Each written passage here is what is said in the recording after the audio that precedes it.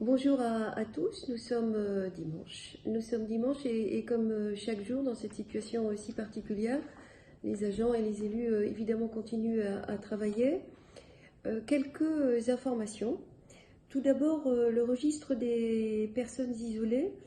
Nous sommes arrivés au bout des appels téléphoniques. L'équipe d'élus qui s'en est occupée a terminé le travail. Et un certain nombre d'entre vous n'ont pas pu être joints parce que le numéro de téléphone n'était pas accessible. Pour toutes ces personnes qui n'ont pas pu être jointes, donc plus de 65 ans ou plus de 60 ans avec une invalidité, un handicap, une situation particulière qui les empêche de se déplacer, évidemment personne seule, eh bien nous allons vous adresser un courrier pour vous expliquer les modalités d'inscription sur le registre des personnes isolées. Si vous connaissez quelqu'un qui est seul, qui a quelques difficultés à se déplacer, n'hésitez pas à la signaler au 88 82 15, donc qui est le numéro du CCAS. Deuxième information, concernant le marché. Il y a eu un certain nombre d'instructions contradictoires qui ont empêché la prise de décision. Samedi, il y a 15 jours, le marché a eu lieu de façon extrêmement respectueuse, très restrictive, avec vraiment un respect très grand des mesures barrières, à la fois des commerçants, à la fois des clients, qui évidemment ne venaient pas en balade, mais venaient s'approvisionner. Et samedi dernier, donc hier, le marché n'a pas eu lieu puisque l'annonce gouvernementale interdisait la tenue de ces marchés. À nouveau, c'est possible. Nous allons travailler main dans la main avec les services de l'État, la police municipale, les agents, les commerçants, pour que ça se passe correctement samedi. Ça nous semble important qu'il y ait ce marché parce que la configuration de la ville, le fait qu'on ait une population âgée, une population parfois non motorisée, eh bien, tout cela nous amène à penser que ce marché est une façon de ne pas rompre la chaîne alimentaire, la chaîne de l'approvisionnement, mais aussi la chaîne de production. L'économie souffre terriblement, et il faut absolument préparer l'après, bien sûr.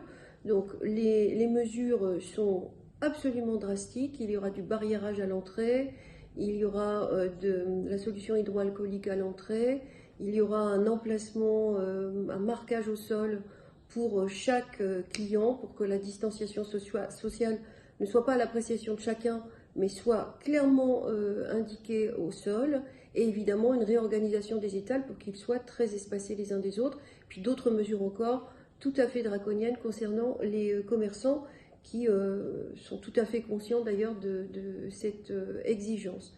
Mais je crois que c'était important, nous avons beaucoup réfléchi bien sûr, mais je crois que c'est important de ne pas rompre la chaîne alimentaire, la chaîne économique, et que la seule alternative ne soit pas forcément la grande distribution. Il y a des commerçants au centre-ville, des commerces alimentaires qui sont ouverts, qui le font évidemment à perte la plupart du temps, qui ont un énorme sens du service, qui rendent service, qui n'ouvrent que pour rendre service. Évidemment, leur chiffre de bout de journée ne correspond pas à leur charge, mais il faut vraiment les remercier parce qu'ils contribuent justement à maintenir cette cohésion plus que jamais nécessaire.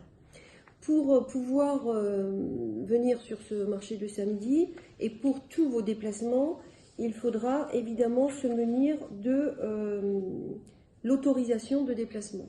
Cette autorisation de déplacement, elle est différente de la précédente, elle est très draconienne, elle est très précise. On ne peut pas se déplacer pour faire ses courses en famille, par exemple. On doit se déplacer tout seul, un par famille seulement, pour des motifs qui sont vraiment des motifs de première nécessité. Il faudra vous munir de cette attestation. Les mesures de confinement, évidemment, sont pénibles pour tout le monde, surtout quand ça dure, et nous sommes inscrits dans la durée. Vous avez entendu les dernières annonces du Premier ministre. Les mesures de confinement sont les premières mesures barrières pour pouvoir se protéger et protéger les autres. Encore une fois, le virus ne se promène pas tout seul. Il est transmis. C'est pourquoi il faut tenir cet équilibre très grand entre pouvoir continuer à vivre en faisant les choses strictement nécessaires et rester confiné pour tout ce qui n'est pas strictement nécessaire. Et je dois dire que malheureusement, à Morlaix, il y a trop de verbalisation. La police municipale et la police nationale travaillent main dans la main pour ce qui est du contrôle.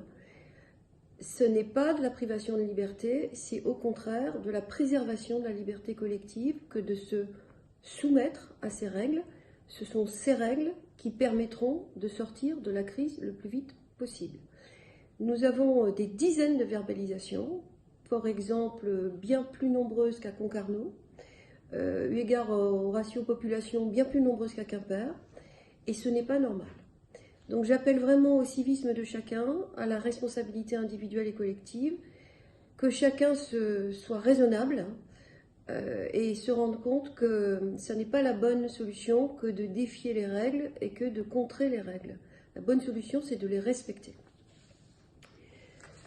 Un autre sujet sur le standard téléphonique. Le standard téléphonique, évidemment, est toujours ouvert.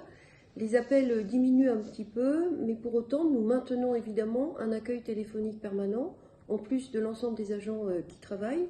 Et vous pouvez interroger, nous vous apportons réponse dans la mesure de ce que nous savons, c'est-à-dire que dans la mesure des réponses dont nous disposons.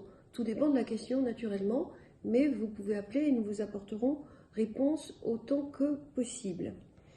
Une initiative, enfin, une initiative qui est un appel aux solidarités. Vous avez pu consulter sur les pages Facebook, sur différents supports d'information, comment fabriquer des masques. Parce que nous nous inscrivons dans la durée, nous faisons appel à la solidarité pour que chacun, s'il en a envie, s'il dispose d'une machine à coudre, puisse fabriquer des masques.